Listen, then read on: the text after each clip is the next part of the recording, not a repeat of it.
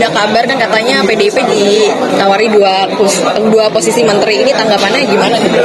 Jadi kami fokus ya bahwa kekuasaan itu berasal dari rakyat.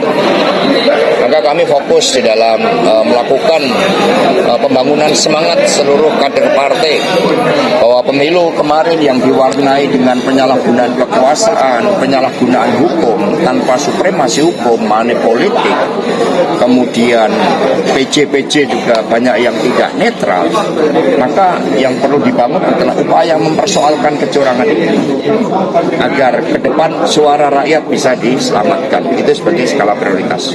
Mas, soal kita nggak bisa membuka presiden, kalau menurut dari Mas Hasto, apakah masih ada kesempatan presiden? Dan sekarang kalau berdasarkan tahapan, MK kan sudah mendengarkan masukan-masukan para saksi. Tetapi untuk memberikan penguatan moral kepada hakim MK untuk mendapatkan sikap kenegarawanan, itu menjadi tugas kita. Karena MK sebagai benteng terakhir konstitusi dan benteng terakhir demokrasi. Kalau tidak, 5 kotak Pandora yang tadi sudah saya jelaskan, itu akan memberikan dampak buruk bagi kehidupan berbangsa dan bernegara. Mas, kemarin Mbak Puan ini kayaknya belum tegas nih soal posisi PDIP bakal oposisi apa enggak. Nah, ini gimana sih Mas? Apakah mungkin PDIP bakal oposisi sendirian gitu nanti? Ya, memang tidak ada posisi oposisi, yang ada adalah mana yang di dalam pemerintahan, mana yang di luar pemerintahan.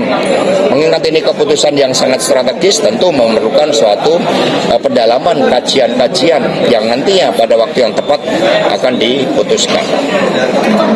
Mas, satu lagi Mas, mungkin kemarin jubir KPK itu menyinggung Mas Hasto gitu untuk membuktikan keberadaan Harun Masiku gitu, untuk daripada mengungkap adanya intimidasi gitu. Seperti apa Mas Hasto menanggapinya?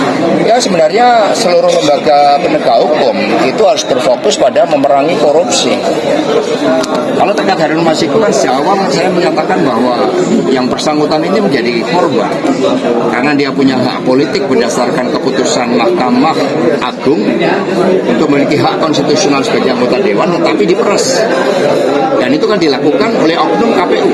Nah, sehingga dengan melihat penyimpangan pemilu ini harusnya KPK proaktif di dalam mengusut berbagai kecurangan bansos, berbagai penggunaan anggaran, ada dana prakerja yang jumlahnya, yang saya dapat info sekitar 70 triliun, kejahatan perbankan, kemudian ada informasi terkait dengan illegal mining yang melibatkan orang-orang dekat kekuasaan. Ini yang menjadi fokus dari Komisi Pemberantasan Korupsi. Hal itulah yang seharusnya dilakukan. Ya, tugas negara untuk melakukan penegakan hukum. Tapi ketika supremasi hukum itu sudah dilanggar karena abuse of power dari presiden, apakah KPK masih punya suatu nyali di dalam melakukan hal itu?